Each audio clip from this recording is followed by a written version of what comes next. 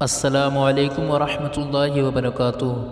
Professor نے ایک married لڑکی کو کھڑا کیا اور کہا کہ آپ بلیک بورڈ پر ایسے 25-30 لوگوں کے نام لکھو جو تمہیں سب سے زیادہ پیارے ہوں۔ لڑکی نے پہلے تو اپنے خاندان کے لوگوں کے نام لکھے، پھر اپنے سگے رشتہ دار، دوستوں، پڑوسی اور ساتھیوں کے نام لکھ دیے۔ اب پروفیسر نے اس میں سے کوئی بھی کم پسند والے 5 نام مٹانے کے لیے کہا۔ لڑکی نے اپنے دوستوں کے نام مٹا دیے۔ پروفیسر نے اور 5 نام مٹانے کے لیے کہا۔ لڑکی نے تھوڑا سوچ کر اپنے پڑوسیوں کے نام مٹا دیے۔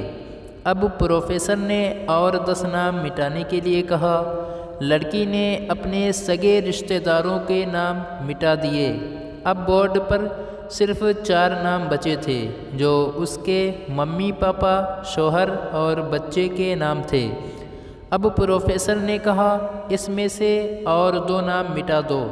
لڑکی کشمکش میں پڑ گئی۔ بہت سوچنے کے بعد بہت دکھی ہوتے ہوئے اس نے اپنے ممی پاپا کا نام مٹا دیا۔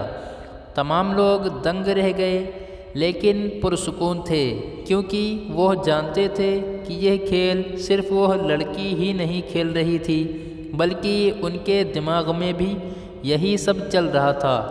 اب صرف 2 ہی نام باقی تھے، شوہر اور بیٹے کا۔ پروفیسر نے کہا اور 1 نام مٹا دو۔ لڑکی اب سہمی سی رہ گئی۔ بہت سوچنے کے بعد روتے ہوئے اپنے بیٹے کا نام کاٹ دیا۔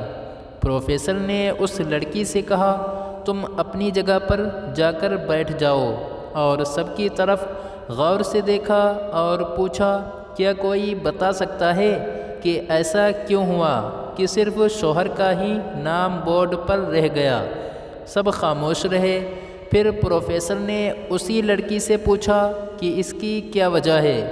اس نے جواب دیا کہ میرا شوہر ہی مجھے میرے ماں باپ، بہن بھائی، حتیٰ کہ اپنے بیٹے سے بھی زیادہ عزیز ہے۔